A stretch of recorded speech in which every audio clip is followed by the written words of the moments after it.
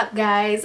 Welcome back to my channel. So today's video isn't going to be about makeup. It'll be like cosmetic related, but not makeup. As you can see in the title, it is going to be about eyelash extensions. So for those of you who know me, I'm a certified eyelash technician. I did a course in it and all that, but I feel like I've always, like, people always have like these crazy questions, and they're always like afraid to ask these questions, but I feel like they make sense. Like, why not, right? And if you're gonna ask questions about this stuff, like, why not have like a video where all these questions are answered? Well, at least not all, but like at least like the main questions that I get answered.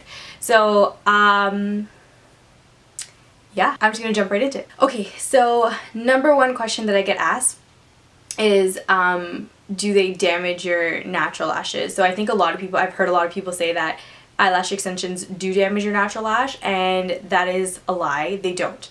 Now, it is not a complete lie in the sense that you can't get damage from eyelash extensions, because you can, and it depends on where you go. And I think that's number one thing that people have to understand too, is that you have to go somewhere that they won't damage your eyelashes. So basically a credible place. Don't be afraid to ask for their certification, things like that, because it's your eyes and it's a sensitive area and you don't want damage caused. There's many different things that can go wrong with eyelash extensions. Knock on wood, I've never had anything like really go wrong, but it's your eyes, so you don't want to go to some random people just doing it for fun and not the best things happen. I'm already like getting tired of talking. So yeah, so basically you can have damage due to the wrong lash tech, or the lash tech that just doesn't know what they're doing, or they're just so I think for me personally, like, the number one thing that I've noticed people have damaged lashes from is if they want like volume lashes. So there's two different types of lashes that you can get, and if they ask for volume lashes, they try to do volume lashes with really thick eyelashes, and that really ruins your lashes because they clump together and it's just not the right way to do them, and they grow out, and it's not good. That's where the damage is caused. That's like the number one thing. That's the number one reason I've seen. That's the number one cause of damage that I have seen. Yeah. Go to the right lash. Doesn't even have to be me. Just go to someone that's credible, and at least just ask the questions. Don't be afraid to ask questions. So number two, this isn't necessarily a question, this is a fact that I feel like people just don't know, is that there's two different types of, well, not two, there's more than two, but there's the two main types of eyelash extensions you can get are well, styles at least, different types of like a different kind of application. So there's your classic set, and then there's your volume set. So the classic set is 1-to-1, which is one eyelash on your individual eyelash, so you will not have more lashes than you currently have. They'll just be more noticeable. So it's basically one eyelash to every one of your eyelashes. So I think people get those and they think that they're gonna have these insanely volume, like they think that all eyelashes are supposed to be full and like fluffy and they look so different, but that's not true. So I can't talk. So that's the first type of eyelash application you can get. The second one is volume sets. So volume sets are also known as like Russian volume, things like that. Those are multiple lashes to one lash. So those are when you get like really fluffy lashes and like full lashes. So those are the two things you have to ask, and some lash techs can only do classic sets. They can't do volume sets. So make sure you're finding that out too before you don't know what you're getting. And then sometimes people look at them and they're like, oh, why doesn't it look as full as what I asked for or what I was looking at, because they don't know how to do volume sets, or they're just trying to do volume sets with the wrong lashes and they don't know. Usually, not all the time, but sometimes there's like a separate certification for volume sets than classic sets. Classic sets are like your standard lash extensions that pretty much every lash artist should know, or they shouldn't be a lash artist. So that was my second, not necessarily question, but like fact. How long do lash extensions last? So everyone is different. Some people, I feel like the average is about like 3 weeks. Some people last 2 weeks. It depends on your natural lash cycle. So everyone's lash cycle is different, and basically the lash extensions do not fall, basically your lash extensions fall off with your natural lash. They don't actually fall off on their own. Sometimes they do fall off on their own. If it's just time for them to let go, they let go.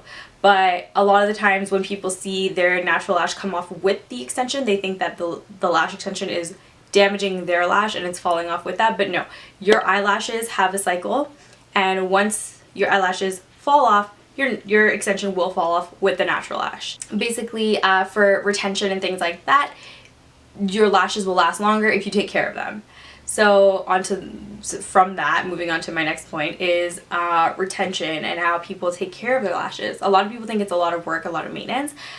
In a way, you do have to be mindful and you do have to take care of them, but at the same time, I feel like it's not like rocket science, and it's not like that bad, especially for what you're getting. Your lashes are gonna look so good, but you basically want to stay away from steam, moisture, things like that for like 48 hours once you get them done, and then afterwards you want to stay away from any oils, anything like that. So makeup removers that have oils in them, you avoid those. When you're washing your face, if you're washing off your makeup and stuff, don't like rub your eyes, just like gently remove. And then yeah, and then also another thing that people don't realize too is that if you sleep on one side more than you sleep on the other, the side that you're sleeping on, the lashes will fall off a little bit faster than the other side. And that's just due to you sleeping on that side. You're obviously laying on a pillow, you're squeezing them, it loosens, right? And then anything that you basically do to kind of irritate them, or if you're just like rubbing them, they're obviously going to fall off. But one way to keep them clean, or well, one way to keep them retained really well and keep them looking great is taking your little wand and then brushing them morning and night. Also cleaning your lashes. Cleaning your lashes is such a big deal and people don't realize this, but a lot of the time, sometimes, not a lot of times, but sometimes when people get their lashes done and they may get an infection, or they may get just something, I don't know, they just may get an irritation or anything like that, it's not always the lash artist. It could be due to the fact that the client that's coming in isn't cleaning their lashes, because it's technically the client's responsibility to clean their lashes before they come in, unless your lash artist says otherwise, but or they include that in the price or whatever the case is. But you as a client should be coming in with clean lashes, meaning no residue from lash glue or mascara or anything like that. Of course your lash artist will do a final clean, but sometimes you have to do a deep clean when there's glue and things like that, or else your lashes just won't adhere properly, and then you won't get the right retention. Or sometimes it builds up and you get like I forgot what it's called, but basically like all that stuff, all that gunk and all that crap, it just kind of builds up in your lashes, and then you could get an infection. It could just stay there, and you as a lash artist, you can see it, like you do see that, and you don't want to have clients that are coming in with like all this stuff on their lashes, and then you're touching your tweezers and things like that. Obviously as a lash artist, you clean all of your equipment, or you clean all of your tools, but you definitely want to be mindful of how clean your lashes are as a client. What am I on, like number 4? I don't even remember. Okay, number 4. I feel like people often ask how long it takes. I think everyone differs in time and how long they take to do lash extensions. Some people that are now starting off take a really long time. I've heard people taking like 5 hours and up, and then there's other people that take like an hour or an hour and a half, which I'm like, that's insane. I wish it took me that short of a time. But for me personally, it does take me 3 hours to get a proper set. And I remember when I started doing eyelash extensions, I used to like really look at the time and be like, oh my god, like my client's been sitting here for so long, and I was so concerned about that. But then I thought about it and I was like, you know what, like at the end of the day, you're gonna say that I did your extensions, and I want to make sure that they're coming out to the best of my ability. So if you have to sit here a little longer, then so be it, because that's just what it is. And as time goes on, you will get faster. I started off with, I think when I got certified, it was at 4 hours, and I reduced it to 3 hours. Right now I'm in between like 2.5 and 3, so like kind of reducing my way down, but it depends. Everyone has a different case, everyone has different lashes. It really depends on the client and the artist. Point number 5, it's a point again, it's not a question. Point number 5 is when you're going to your lash artist, make sure you're asking what they're putting on your eyes, and not just meaning glue, because you really want to ask what glue they're using, because you want to make sure that they're using a well-known glue, or a glue that is coming from a company that, or it's coming from a company that like doesn't put crazy glue in their lash glue. That happens. But yeah, you want to make sure you're finding out what lashes they're using on you, not necessarily the brand or anything like that, but let them kind of tell you about like the lengths, maybe why they're putting that length on you. because sometimes a lot of these lash artists that don't really know or don't really get trained in the right places, they tend to put any kind of lashes that they think will just look good, but it's not necessarily about it just looking good. It's our job as a lash artist to let our clients know what works for their lashes, because some people have very fine lashes, very short lashes that can't support certain styles or certain looks, like when they want to do like 5D and have like crazy volume lashes, but that could easily damage their lash. So a lot of the times it's really nice to really get to know your lash artist and maybe hear their theory behind why they're doing what they're doing. I'm not saying to go up in there and like be annoying and like tell them what to do, but just asking the right questions would be helpful, because I know for me, like when I have clients, I like to tell them why I'm doing this, or why they shouldn't be using a certain type of lash, or why they should be asking, or whatever the case is, because a lot of the times that's our job, right? They don't know, clients don't know.